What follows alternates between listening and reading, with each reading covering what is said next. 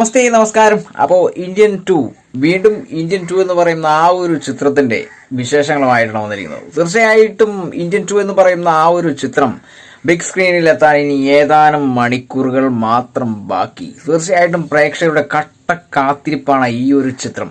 ഉലകനായകൻ കമലഹാസന്റെയും director ശങ്കറിന്റെയും അതോടൊപ്പം തന്നെ A R Rahman ഇല്ല എന്നുള്ള കാര്യം നിങ്ങൾക്കറിയാലോ. തീർച്ചയായിട്ടും അനിരുദ്ധിനെയാണ് ഇതിൽ ഉൾപ്പെടുത്തിയിരിക്കുന്നത്. അത് ആ ഒരു മ്യൂസിക് എന്താവും എന്നുള്ളൊരു ക്വസ്റ്റ്യനുമായിട്ടാണ് ഇപ്പോൾ പ്രേക്ഷകർ പ്രതികരിച്ച് തുടങ്ങിയിരിക്കുന്നത്. തീർച്ചയായിട്ടും ആ ഓരോ പ്രതികരണങ്ങൾ നമുക്ക് കണ്ടു നോക്കാം. പ്രേക്ഷകരുടെ പ്രതികരണം എന്ന് പറഞ്ഞപ്പോൾ നിങ്ങൾ തീർച്ചയായിട്ടും ശ്രദ്ധിക്കേണ്ടത്, അതായത് എ ആർ റഹ്മാൻ എന്ന് പറയുന്ന ആ ഒരു മ്യൂസീഷ്യനെ പ്രൊജക്റ്റ് ചെയ്തതാണ് പ്രധാന കാരണം. ശങ്കർ എന്ന് പറയുന്ന ആ ഒരു ഡയറക്ടറുടെ ഡയറക്ഷനും അതോടൊപ്പം തന്നെ ഉലകനായകൻ കമലഹാസന്റെ ആ ഒരു അഭിനയവും തിയേറ്റർ ഒരു പൂര പറമ്പാക്കുമെന്നുള്ളത് യാതൊരു വ്യത്യാസമില്ലാതെ 100 വോൾട്ടേജിൽ പറയാവുന്ന ഒരേ ഒരു കാര്യമാണ്.